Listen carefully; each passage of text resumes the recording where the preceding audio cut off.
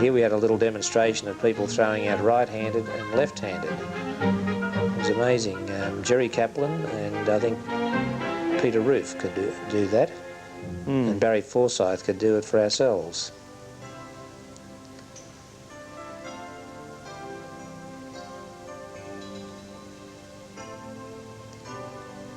Yes, Jerry was probably the quietest member of the team, and I remember he and I realised that we were each into novelty boomerangs then. Oh, right. I swapped him a Harbour Bridge for a duck rang. I think Bob Burwell here actually threw two boomerangs side by side, one going to the right, one going to the left, just to pair off, but a little bit hard to capture on the film. Big Al's going to throw his big U boomerang now, and I think we get a pretty good view of it going round. Big giant horseshoe. Strip laminates. Yes, they were steam pressed over a big barrel and then sliced off individual boomerangs, weren't they? Yes. Made of white oak usually. We've got a demonstration coming up now of Chet doing his backflip and trying to catch it. Up and over. So the weather was a bit unkind, so we'll try it again and see what happens. Makes it look so easy, doesn't he? So relaxed. Yeah. Here's Suicide. This was really the father of trick catching. The consecutive catch with increased difficulty we have today really started with this, the Suicide. Everybody throwing together and having to catch their boomerang, and if you didn't, you were out, and then the next time it was a one-hand catch, and so on. And you finished off with a foot catch, and I think here we're going to see it get down to a couple of people for the foot catch, and no one catches it on the first go, but on the second go keep your eye on Chet, because he manages to snare that foot catch.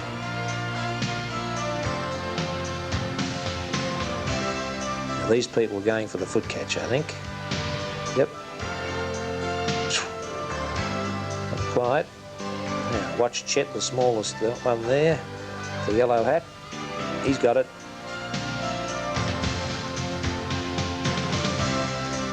And of course the captain and vice captain of the Albury team, Arthur and Les Janetzki. Les was the captain and Arthur the vice captain. Out near Jeff Lurie's is the Hume Highway, the main highway between Sydney and Melbourne, and Jackie Byron is just tossing a few boomerangs over it to sanctify the air. Barnaby Roo, of course, wasn't going to be left out.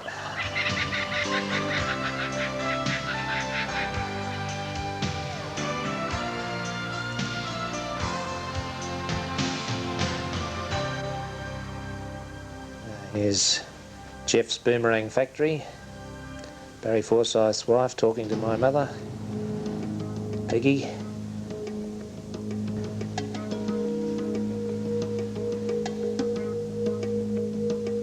Then we came to Sydney, and we had the interstate competition first up at Chaplin Oval on a very windy, threatening day.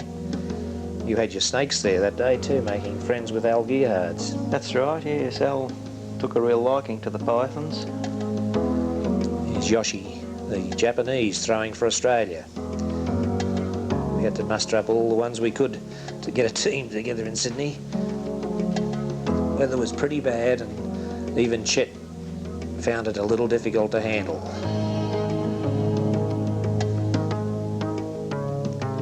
I think we got through about, here you go, Tony, another victim of frustration to the wind. We got through about, I think, 1.5 competitions before the rain came and washed us out that day. Yes. Ken Arthur, one of the old stalwarts. Ken's been throwing boomerangs for 60 years.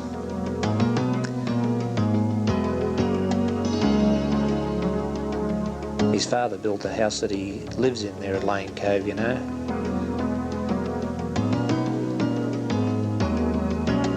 And then we went, of course, to the final test, the third and final test at Birchgrove Oval, and Bob Burwell's doing the fast catch with the beautiful Sydney Harbour Bridge in the background.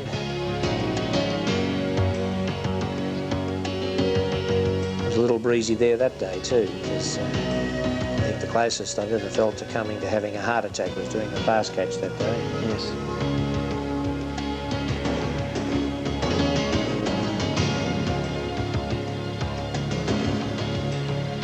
Yes, as I recall, the breeze on that day just kept swinging around as much as 120 degrees. Right.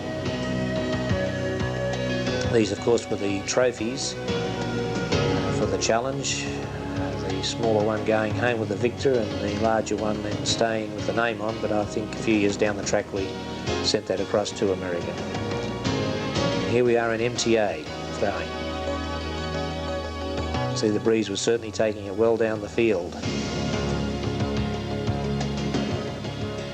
Might have been Peter Roof, I think, after that one. No, sorry, Larry Roof, yeah.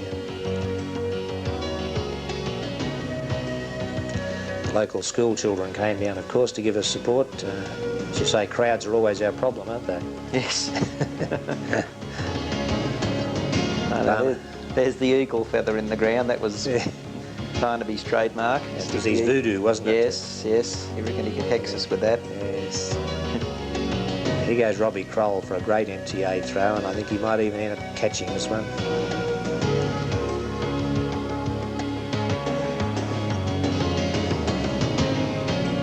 Ooh, snaffle. Beauty. Big Al Gearhards. I was surprised how versatile Al was with his throwing, actually. He wasn't just a distance thrower. That's right.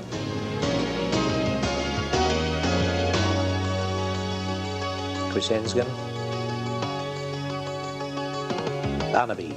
Whoosh.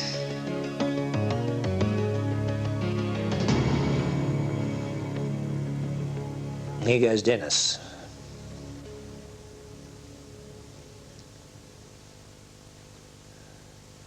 Janine Knight getting ready for her throw. Two judges, the referees.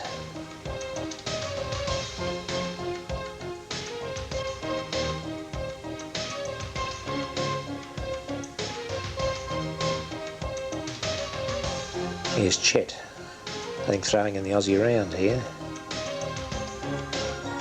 This was the one time that I've ever beaten Chet, I think. Right. Nudged him out by 1 point in the Aussie round.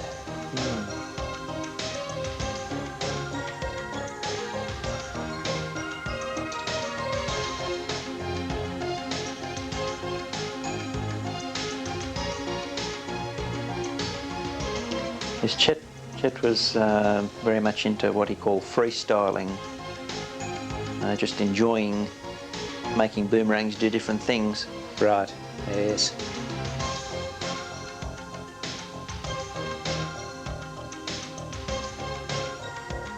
There's Morris, you can see from that hand to the head. Judge is counting up the points to find out that America had won the title. Well, when it was all over, we offered them a trip to the Blue Mountains, but I'm afraid the lure of the shops got most of them. Yes. And just Carl Naylor and Chris Hensgen came along with my class for a trip up to the Blue Mountains.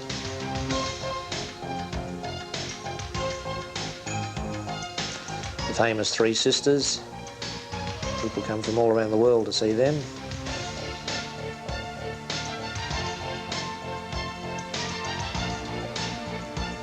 Of course, this is your territory. You know more about this, Tony, living up here. Yes, with the increased tourism, all those lookouts have changed dramatically now. They're very much upgraded.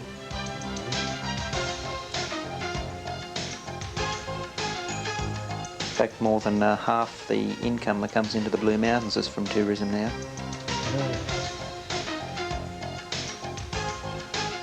The ruined castle, which is only a rock formation that looks like a ruined castle. Plenty of climbing of stairs there if you want to do it. Boarhead rock.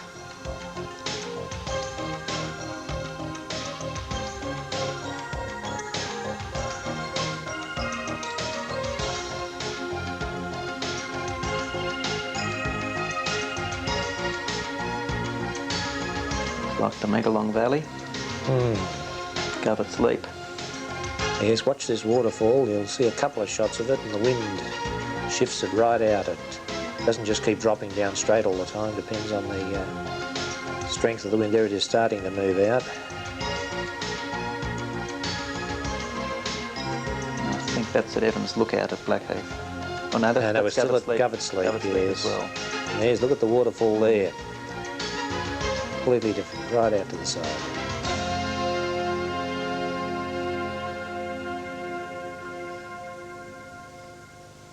Plenty of water coming over too. Well, these boys are all now in the workforce. Well and truly grown up.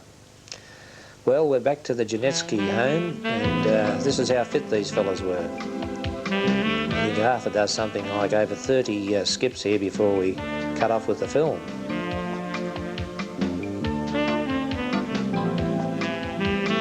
He's about 77 years old here. It's amazing, isn't it? Yeah. So we prevailed upon them to bring out and show us some of their boomerangs.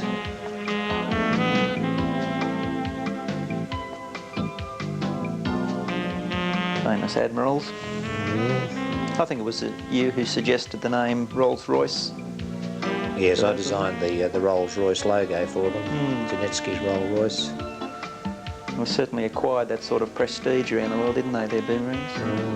Very much sought after, still are. I suppose as much as Les is making, it's really Arthur's paintwork that the people are after too. And you're having a good look at them there to check it out. Yet Arthur had done no painting, you know, prior to their starting into boomerangs in their 60s. He went down to the local library at Albury and looked up Aboriginal designs in books, and then came up with his own sort of type of design from that.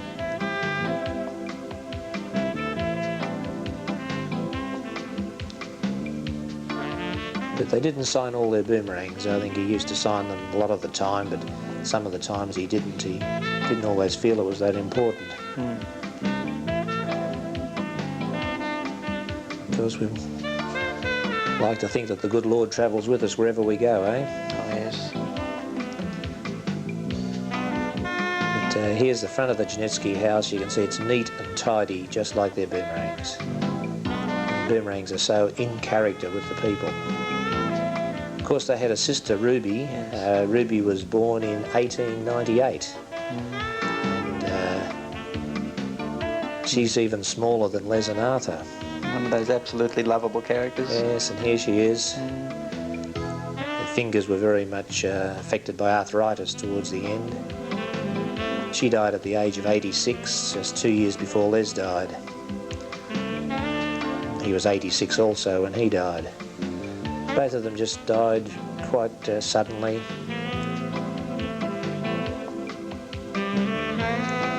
Actually, Ruby dropped dead at the feet of the local minister, new minister that came round to visit them. And Les died in his bed at night.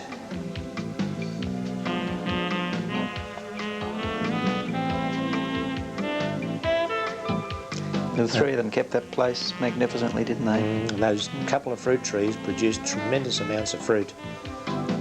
Les would get up and prune it off each year.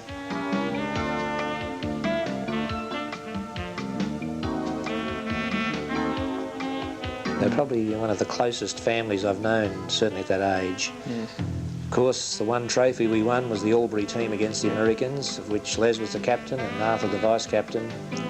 Something they were very proud about, and Arthur's still proud about.